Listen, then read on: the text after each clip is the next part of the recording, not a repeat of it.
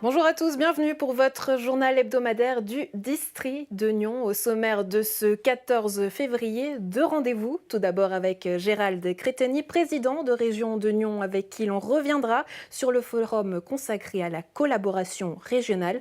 Ensuite, deuxième rendez-vous avec Isabelle Monet, municipale en charge de la culture à Gland, avec qui l'on détaillera le rapport concernant le développement et le fonctionnement du service de la culture à Gland. Et puis, dernière partie d'émission consacrée à notre série au plus célèbre des petits trains rouges du Nyon-Saint-Cergue. Après le square Pertan et la grande jetée, les travaux du troisième aménagement temporaire ont débuté ce lundi du côté de la gare à Nyon. Un chantier qui arrive dans un contexte tendu en pleine campagne du référendum sur la hausse du taux d'imposition à Nyon. Florian Cavalieri a tendu son micro au syndic de la ville de Nyon, Daniel Rossella. Gros chantier, c'est un bien grand mot, c'est l'enlever les rails.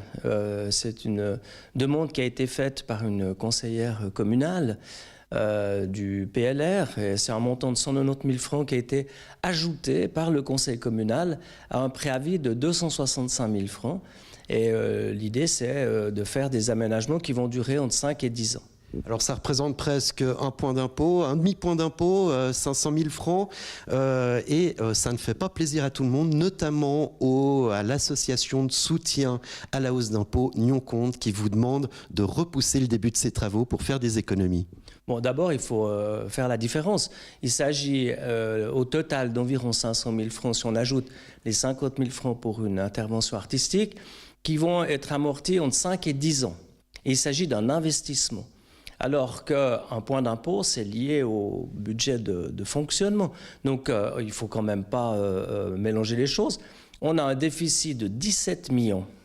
Et là, on est en train de mettre l'équivalent peut-être de 50 000 francs par année dans les 10 prochaines années en regard d'un déficit de 17 millions. Il ne faut quand même pas perdre la raison et garder le sens des proportions. Oui, mais tout de même, hein, dans cette association de soutien à la hausse d'impôt, il y a les socialistes qui trouvent que l'agenda n'est pas judicieux, il y a le PIN qui commence à monter sur ses grands chevaux, le PIN qui est donc le parti du municipal en charge des finances. Est-ce qu'il n'aurait pas été judicieux d'accepter leur demande et de commencer les travaux après le vote sur ce référendum ? Alors d'abord, il n'y a pas une demande préalable. On a décidé aux municipalités, c'est de reporter des projets qui n'avaient pas été commencés. Dans le cas précis, les projets qui ont été acceptés par le conseil communal et qui sont planifiés avec des entreprises ou avec des partenaires, ces projets n'ont pas été interrompus. Donc il y a deux choses différentes. C'est reporter ce qui peut l'être, mais pas chambouler tous les chantiers de la ville parce qu'il y a un référendum dans quelques semaines. Il y a aussi un autre chantier qui va arriver, qui est aussi devisé environ 500 000 francs. Ce sont les aménagements de la place du château. Est-ce que cela, vous allez les débuter certainement ce printemps ou est-ce que vous allez retarder leur exécution ? Mais bon, il y a une vision de la municipalité par rapport à l'aménagement de la ville. Il y a certains partis qui étaient contre ces projets. Évidemment que là, ils pensent qu'il y a une deuxième chance d'être contre parce qu'il y a le programme électoral ou la campagne électorale par rapport aux votations. J'en disconviens pas que pour l'opinion publique, ça peut paraître un peu bizarre de faire des investissements de ce type. D'autre part, ils sont considérés comme temporaires. C'est vrai, c'est des aménagements intermédiaires, mais ils vont durer entre 5 et 10 ans. Et pendant cette période-là, il y aura un vrai supplément d'âme pour la ville. Il ne s'agit pas juste de dire on arrête tout parce que la ville est en faillite, elle n'est pas du tout en faillite. Il se trouve simplement qu'on a un problème structurel avec une diminution des recettes liées aux personnes morales, à la fiscalité des entreprises, et puis qu'on a une situation qui mérite une vraie réflexion. Mais il ne faut pas paniquer. Je veux dire, on a un certain nombre de projets, on a une vision, et on doit aller dans cette direction et on ne va pas, je veux dire, par hypocrisie, retarder certains projets pour les débuter le lendemain de la votation. Mais alors sur ces aménagements de la place du château, est-ce que vous allez bien les réaliser selon le calendrier fixé? Pour rappel, sur ces environ 500 000 francs, il y a 150 000 francs pour défaire la terrasse de la pizzeria qui est devant le château. Là aussi, c'est une demande du conseil. Est-ce que vous allez détruire cette terrasse, réaliser l'ensemble des travaux ou partiellement? On a une demande du conseil communal, on a reçu un montant de la part du conseil communal pour faire des travaux. Nous allons voir, selon la mise à l'enquête et les oppositions, quel va être le meilleur calendrier pour le faire. Mais encore une fois, c'est un projet qui est bien fait, c'est un projet qui a du sens. Même s'il y a quelques citoyens qui pensent que c'est une erreur, on a, j'en suis persuadé, une très large majorité de la population qui va être ravie de ces travaux. Et ça serait à mon avis une grosse erreur que de les différer. Mais alors, quels seraient justement les travaux qui pourraient être différés? Où est-ce que vous pourriez trouver des économies pour contenter, par exemple, Nyon-Comte, cette association de soutien à la hausse d'impôts? Mais il ne faut pas faire un amalgame entre des dépenses d'investissement et des dépenses de fonctionnement.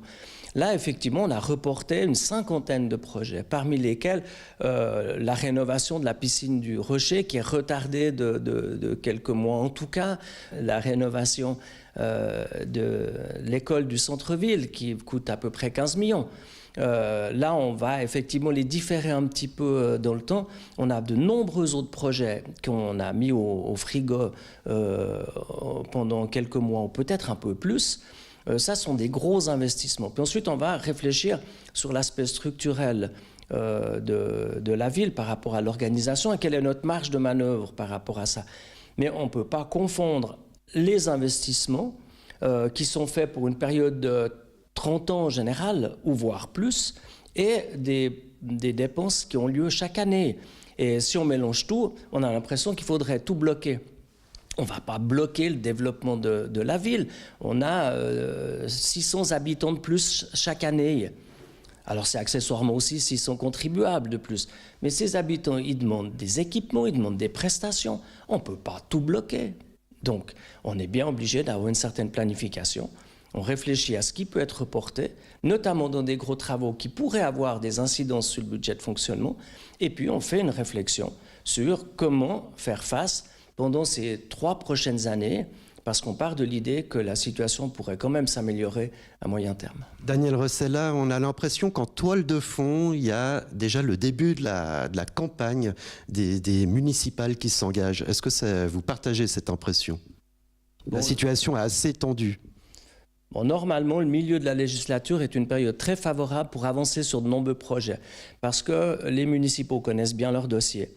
Les conseillers communaux ont pris leur marque, et puis on n'est pas encore en période électorale. Dans le cas précis, évidemment, avec au plein milieu de la législature cette question importante sur les finances communales, évidemment, il y a des positions qui se donnent avec une certaine énergie, je dirais. Il y a peut-être des ambitions qui se révèlent.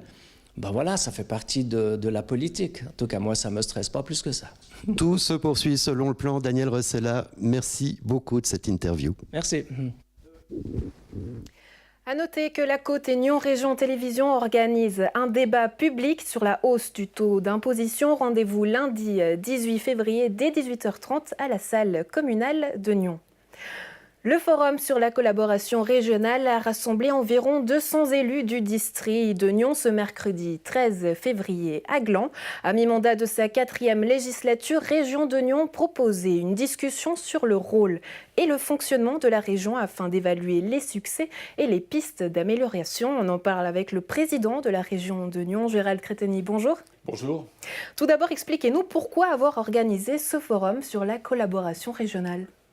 Alors, je crois que l'association régionale, donc Région de Nyon, est une association qui, comme vous le dites, est née en 2004, donc à 15 ans maintenant, 15 ans, et nous nous rendons compte que le nombre de thématiques qu'elle traite pour l'ensemble de la région est important à augmenter et que la compréhension qu'en ont les élus ou en tout cas la population, est parfois difficile.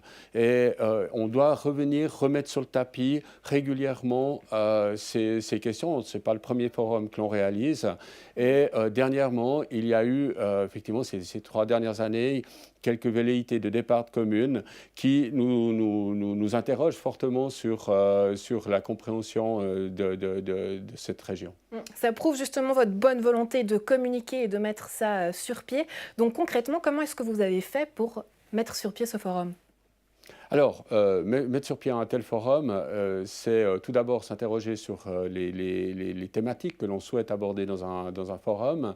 Là, elles sont au nombre de 4. C'est travailler sur les attentes de la population et des élus, travailler sur l'organisation de cette région, travailler également sur la solidarité, ainsi que sur les priorités que cette région devrait peut-être mettre en place.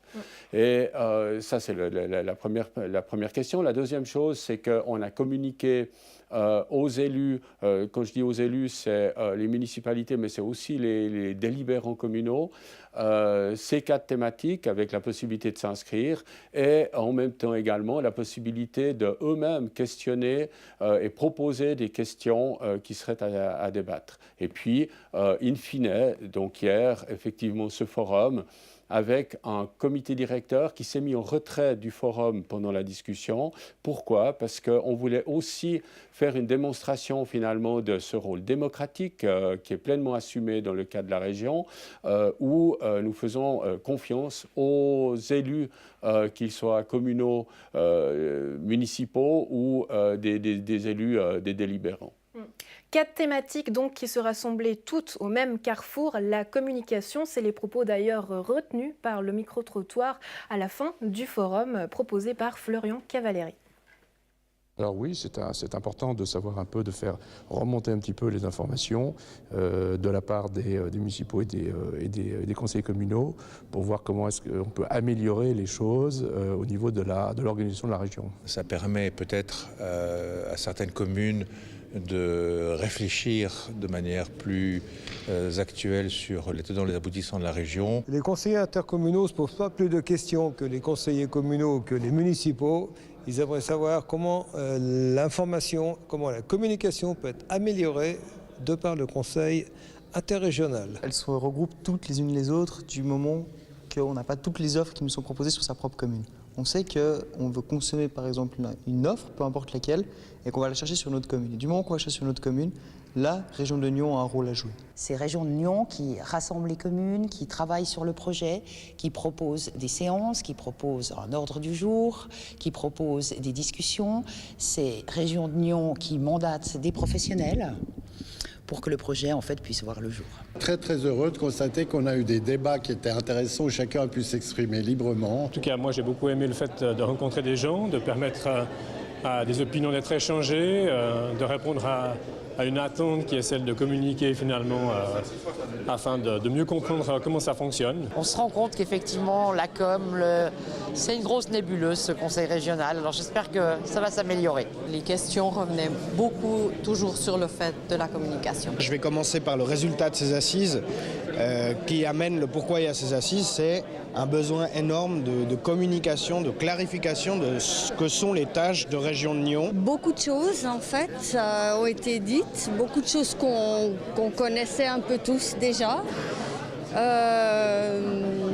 Et puis finalement, je dirais qu'il y a beaucoup de matière de réflexion en fait après ça. Gérald Crétenier, en écoutant ces réactions, quel bilan est-ce que vous en faites ? Je dirais un bilan quand même assez positif, parce que c'est vrai que ce qu'on s'est rendu compte hier soir, c'est particulièrement cette mise en avant du problème de communication. C'est un problème qui nous occupe déjà depuis un moment. Nous avons d'ailleurs depuis une année engagé une personne professionnelle sur la communication pour nous aider à résoudre ce problème. Je rappelle que la plupart des projets que nous faisons sont des projets qui nécessitent une approche très technique dans leur réalisation, et que ce n'est pas forcément si simple que ça de pouvoir communiquer autour de ces projets, communiquer au niveau de l'organisation, encore une fois souvent administrative. Donc on voit cette nécessité de pouvoir communiquer plus. Et puis, je dirais simplement, c'est que sur la forme, on n'a pas eu de critiques majeures, je dirais, au niveau de l'ensemble. Je crois qu'il y avait plutôt un certain attachement à la région qui a été d'ailleurs démontré hier soir, démontré par l'engagement de ces quelques 200 personnes qui étaient là, par les différentes positions qui ont été proposées. Et je pense que là, on a effectivement un beau travail à faire maintenant, mais c'est un travail qu'on va pouvoir faire avec entrain, parce qu'on sait qu'on va pouvoir aller de l'avant. Ce travail, comment est-ce qu'il va s'organiser justement? Est-ce que vous allez mettre peut-être plus à contribution les conseillers? Alors, pour l'instant, le comité directeur n'a encore, bien sûr, pas travaillé sur... On ne s'est pas réveillé à minuit cette nuit pour réussir à travailler sur ce... La nuit aurait été longue. Voilà. Donc, nous allons tout d'abord faire une analyse, bien sûr, de ce qui était discuté hier, faire une synthèse, pouvoir communiquer cette synthèse aussi aux principaux intéressés, qui sont les personnes qui étaient hier soir, et puis les membres, qui sont les communes. Mais est-ce que vous sentez que les solutions proposées sont envisageables et que vous pourrez les appliquer? Est-ce que c'est quelque chose qui a été bénéfique pour vous? Moi, je pense que c'est bénéfique. Je pense que la possibilité d'amélioration existe. D'ailleurs, l'un des sujets qui était controversé hier soir, c'est la question, par exemple, de la représentation. Est-ce qu'il faut plus de 50 conseillers intercommunaux, conseillers communaux, ou est-ce qu'il faut moins de 50% de ces conseillers? Actuellement, on arrive aux environs de 43-45% avec la méthode qu'on a actuellement. C'est intéressant de voir que sur cet aspect, les premiers statuts ne comportaient aucun conseiller communal, donc en 2004, et qu'en 2007 déjà, on avait une première révision qui permettait de les introduire. Et aujourd'hui, on arrive proche des 50, donc on voit que l'amélioration existe. Et puis cette amélioration, vous nous avez dit tout à l'heure que la communication c'était le gros problème. On a entendu dans le sujet grosse nébuleuse. Vous savez que ce problème est là, pourtant vous faites des pas pour l'améliorer. Ce forum en est d'ailleurs la preuve. Donc concrètement, est-ce que c'est pas un peu frustrant pour vous que ce thème revienne à chaque fois? Alors vous savez, si en politique on devait être frustré chaque fois qu'un thème nous posait problème, je crois qu'il n'y aurait plus de politiciens. Ou alors des politiciens d'une trempe très particulière. Non, je pense que ce problème de communication, on doit le résoudre. C'est un problème qui n'existe pas qu'à la région de Nyon. C'est un problème que nous avons peut-être aussi à cause de la complexité de notre démocratie, qui se fait à plusieurs étages avec des modes de représentation et qui fait que la population elle-même a son mot à dire. Alors comment faire descendre des choses qui sont complexes depuis finalement les strates de décision jusqu'à la population et inversement, comment est-ce qu'on peut prendre le pouls de la population? Donc c'est toute une méthode qui doit être mise au point. Je pense que les intercommunalités aujourd'hui sont obligatoires, on n'a pas le choix. Dans le canton de Vaud, c'est le seul outil démocratique que nous ayons pour travailler entre les communes. Donc à nous maintenant, et peut-être avec le canton d'ailleurs, nous on espère très honnêtement avoir un jour une possibilité d'être considéré comme zone pilote pour mener avec le canton un travail sur cette question des intercommunalités dans une région. Gérald Créteny, merci pour ces précisions et à très bientôt. Merci beaucoup. Lors du dernier conseil communal de Gland, la commission de gestion en charge du rapport concernant le développement et le fonctionnement du service de la culture de Gland a présenté un premier bilan, les aboutissants au micro de Florian Cavalieri. La commission de gestion du conseil communal de Gland a rendu un rapport sur le développement et le fonctionnement du service de la culture, 5 ans après sa création et l'engagement d'une chef de service. Moi je trouve qu'il est très positif, en tout cas je trouvais que c'était vraiment passionnant de rencontrer la municipale de la culture et la chef du service de la culture. Les 3 maîtres mots en fait, c'est artistique, festif, pédagogique. 3 maîtres mots qui résument tous les axes de l'œuvre culturelle glandoise, aussi bien celle du théâtre de Grand Champ que les événements proposés en extérieur. On appelle cela la culture mobile. C'est-à-dire par exemple il y a le carabouquin, c'est une caravane. Il y a aussi une fête de la danse qui a été proposée. C'est une fête de la danse qui avait lieu dans la salle communale, mais également dans différents quartiers en fait, à l'extérieur.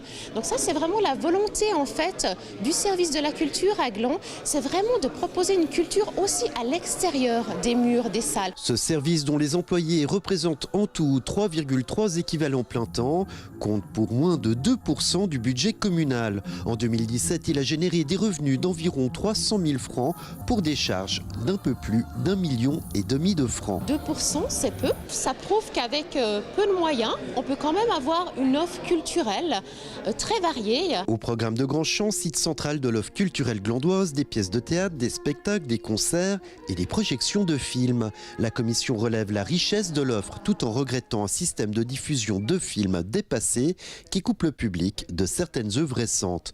Pour remettre à niveau ce système, il en coûterait entre 50 et 60 000 francs. À l'heure actuelle, c'est toujours possible déjà d'avoir des films récents qui passent, mais ce sera peut-être plutôt par exemple des films francophones. Parce que justement, des films de certaines compagnies, comme par exemple la Warner ou Disney, on ne peut pas du tout les diffuser à l'heure actuelle. Parce qu'il faudrait avoir un autre logiciel, un logiciel plus performant. Et nous, justement, la commission de gestion, on se demandait, on appuyait pour que justement la commune fasse l'acquisition de ce nouveau logiciel. Autre lieu, autre mission, la Pépinière. Un lieu destiné à soutenir, accueillir et accompagner des projets. 2 salles sont dédiées à la culture, l'une pour les arts vivants, la seconde pour les arts visuels. Et là, la commission souhaiterait un plus grand tournus parmi les artistes résidents. Dans le domaine artistique, c'est difficile à chiffrer la durée, mais peut-être au bout d'1 année à 2 ans, on pensait que logiquement le projet était fait et que après ça pouvait passer à une autre personne, à un autre artiste. Mais le service de la culture, c'est aussi des subventions, soit environ 275 000 francs, répartis entre l'école de musique et les subventions annuelles ou ponctuelles. La commission pose la question de leur répartition. On voulait un petit peu plus de transparence à ce niveau-là pour pouvoir voir justement ce que recevait plus ou moins telle et telle association. Enfin, la culture à Gland, c'est aussi une commission ad hoc de 7 membres, une commission dont la mission principale est de proposer des œuvres pour embellir l'espace urbain. La COGES propose de revoir les statuts de cette commission. Dernièrement, ils ont quand même été à l'origine des boîtes à livres qui ont beaucoup de succès, c'est une réussite. Mais par contre, c'est vrai que pour certains côtés, on avait l'impression que certains membres avaient plus, entre guillemets, l'impression de faire un peu de la figuration. Donc je pense qu'il y a vraiment ces statuts qui sont vraiment à revoir et puis peut-être donner un peu plus de visibilité aux personnes qui font partie de la commission culturelle. En conclusion, la commission de gestion salue de manière globale le travail effectué par le service de la culture, mais émet quelques vœux, comme par exemple de rédiger un cahier des charges pour tous les employés du service et des règlements d'utilisation pour la pépinière et pour l'octroi de ces fameuses subventions. Et on continue la discussion avec Isabelle Monet, municipale en charge de la culture. Bonjour. Bonjour. En quelques mots, en tant que municipale, justement, quel bilan est-ce que vous faites de ce rapport? Est-ce que vous êtes contente de ce rapport? Moi, je trouve que c'est un rapport très positif, déjà parce qu'il a su montrer qu'avec moins de 2%, on arrive vraiment à porter la culture au niveau de notre ville, en mettant vraiment en exergue le théâtre de Grandchamp, mais pas que, en allant dans les quartiers, en proposant des choses extrêmement diverses. Et puis on voit bien, le rapport relate tout ce qui se fait au niveau de la culture, et on voit qu'énormément de thématiques sont vraiment touchées et puis proposées. Une culture accessible à tous, c'était en tout cas votre leitmotiv tout au long de cette année. Et puis 3 maîtres mots qui sont revenus, artistiques, festifs et pédagogiques. J'aimerais m'attarder sur ce dernier, puisque vous avez choisi d'axer votre politique culturelle en misant sur le jeune public. Pourquoi ? Tout simplement parce que le jeune public, c'est le public de demain. Ça, c'est déjà la première chose. Et puis, une chose qui a été flagrante dès le départ, c'était de voir finalement un théâtre dans un lieu scolaire et d'avoir extrêmement peu d'étudiants, de jeunes étudiants qui avaient la possibilité d'aller voir des pièces de théâtre. Donc, un des premiers travaux du service de la culture, ça a été de pouvoir proposer une vraie saison jeune public et puis de pouvoir faire venir ce jeune public au théâtre. Et par rapport à ça, on a pu travailler avec des dossiers pédagogiques. Chaque compagnie qui a proposé des pièces de théâtre, elle a soumis un projet pédagogique au niveau des écoles, ça a été étudié. Et puis suite à ça, différentes classes pouvaient assister à des spectacles. On a fait également la même chose avec le cinéma en proposant des projections en lien avec des thématiques qui sont souvent étudiées au niveau scolaire. Et puis un autre lieu dont on a parlé dans ce rapport, c'est la Pépinière. Concernant justement ce lieu artistique, quelle résidence, quel type de résidence vous souhaitez en faire ? Alors actuellement, on a 2 salles. Ces salles se partagent entre différents intervenants. J'ai bien entendu le retour de la commission de gestion qui aimerait peut-être que les personnes bougent un peu plus. Ce qu'il ne faut pas oublier, c'est qu'on a extrêmement peu de lieux actuellement dans notre ville pour accueillir des artistes. Mais d'autre part, ça peut être une même personne qui va proposer des projets très divers durant sa résidence. Et finalement, c'est plus les projets qui ont été valorisés. Mais là, on a bien entendu le vœu et puis on va travailler pour présenter des nouveaux appels d'offres qui pourraient toucher d'autres artistes. Un autre vœu, c'est celui d'avoir un cahier des charges pour tout le personnel. Jusqu'ici, pourquoi est-ce que ce cahier des charges n'existait pas ? Écoutez, on parle de cahier des charges, mais on a aussi des descriptifs de poste. Lorsqu'on a engagé les personnes, elles savaient exactement pourquoi elles étaient engagées et ce qu'elles allaient devoir faire de leur journée. N'ayez crainte, il n'y en a aucun qui sont les bras croisés. Mais à part ça, on a eu aussi toute une réflexion au niveau de la commune. Lors du dernier conseil, monsieur le syndic a annoncé qu'actuellement, on avait environ 40% de tout le personnel communal qui avait son cahier des charges. Et je pense que d'ici la fin de l'année 2019, on aura atteint la totalité par rapport à ça. 2019, justement, on a pu lire dans le bilan et le prospectus que vous avez distribué à la population qu'au niveau culture, il y avait aussi des objectifs et des ambitions. Donc concrètement, à court et à long terme, quels seront les objectifs de la commission culturelle ? La commission culturelle, elle a été initiatrice des boîtes à livres, donc elle va poursuivre parce qu'on a d'autres demandes pour pouvoir mettre des boîtes à livres dans tous les quartiers ou ceux qui n'en auraient pas encore. Ensuite, on a pu faire passer au niveau du préavis pour la rénovation du bâtiment des Perrerets, on a eu l'obtention d'un % culturel qui doit se chiffrer, si j'ai bonne mémoire, à 160 000 francs. Donc là, il y a vraiment un gros travail et la commission culturelle va devoir travailler parce qu'il va falloir proposer des projets. On va peut-être faire un appel, peut-être certainement des concours. Et là, je pense qu'elle va avoir un certain temps où elle sera bien occupée. Et puis, on a également un autre projet qui a été mentionné au niveau du bilan de mi-législature. Là, c'est de proposer des façades qui soient décorées. Ça peut être des trompe-l'œil, ça peut être l'occasion d'apposer de la verdure, par exemple, sur des façades. Et au niveau des bâtiments communaux, on a suffisamment de bâtiments communaux qui pourraient être justement embellis avec cette idée d'amener de la couleur, d'amener de la lumière, d'amener de la nature en ville. Beaucoup de travail donc en vue. Et puis pour revenir à ces subventions, donc les soutiens aux acteurs culturels, là aussi on vous demande plus de transparence. Donc j'aimerais savoir quels sont les critères finalement pour obtenir une subvention.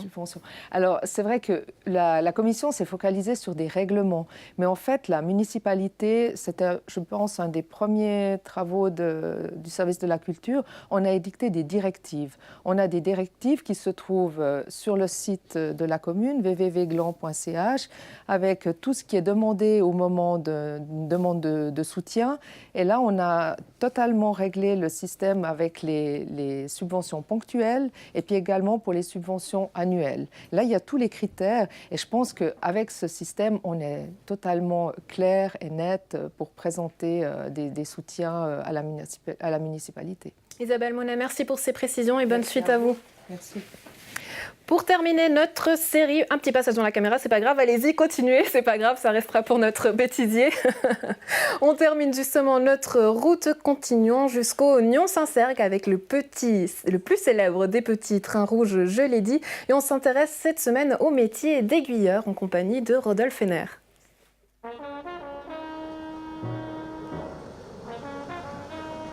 Avec 1,2 million de voyageurs par année et 108 trains par jour, il faut au Nyon-Saint-Cergue une organisation sans faille. Celle-ci se fait principalement depuis le centre de contrôle du trafic de Saint-Cergue. Nous sommes responsables de la gestion du trafic ferroviaire, ainsi que de l'organisation générale des journées de travail, c'est-à-dire au niveau des mouvements de véhicules, des manœuvres, des trains spéciaux quand on a des travaux, quand on a des essais en ligne. On gère les véhicules qui doivent aller en maintenance. Avec un casse-tête à gérer chaque jour, garer les trains durant la nuit. On a 2 endroits sur la ligne où des véhicules sont garés pour la nuit. C'est Nyon et Saint-Cergue. Et donc le matin, on a un certain nombre de manœuvres pour à Saint-Cergue sortir les véhicules du hangar qui est juste à côté de nous. À Nyon, le hangar c'est la gare en elle-même vu qu'elle est souterraine. Donc là on n'a pas besoin de les sortir, mais des fois on doit les déplacer d'une voie à l'autre pour les mettre en position pour les départs. Et après au cours de la journée on a aussi des fois des manœuvres quand on doit faire des échanges de véhicules. Par exemple, si un véhicule doit partir pour de la maintenance ou s'il y a une panne qui se produit, un dérangement qui se produit en cours de journée, on a aussi des fois des échanges de véhicules à procéder de cette manière. Et pour maîtriser le trafic, le Nyon-Saint-Cergue peut s'appuyer sur l'automatisation et la surveillance à distance. Partie des gares de la ligne qui fonctionnent la plupart du temps en mode automatique, donc les trains rentrent, sortent des gares.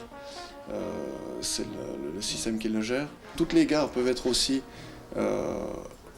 exploitées en mode manuel avec quelqu'un sur place, donc dans la gare, en cas de problème ou de situation particulière. Les caméras proprement dites, elles sont vraiment là pour de la surveillance. Elles nous aident un petit peu dans l'exploitation parce que ça nous permet d'avoir une vue en direct de certains points sur la ligne.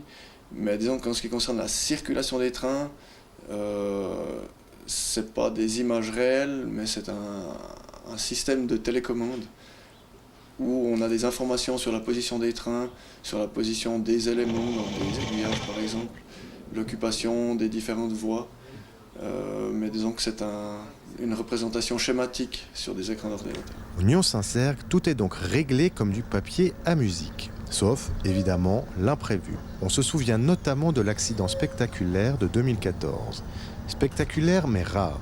Il n'y a eu en effet que 2 accidents en 2016, un en 2017 et aucun en 2018.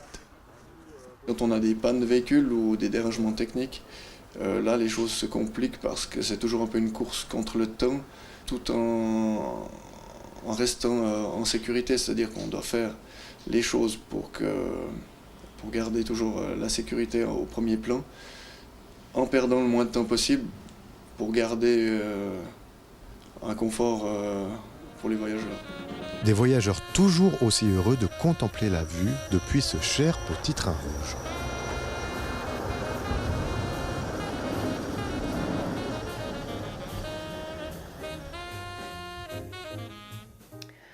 Voilà, c'est tout pour aujourd'hui. L'occasion de vous souhaiter une très bonne Saint-Valentin à tous. Quant à nous, on se retrouve la semaine prochaine. Portez-vous bien.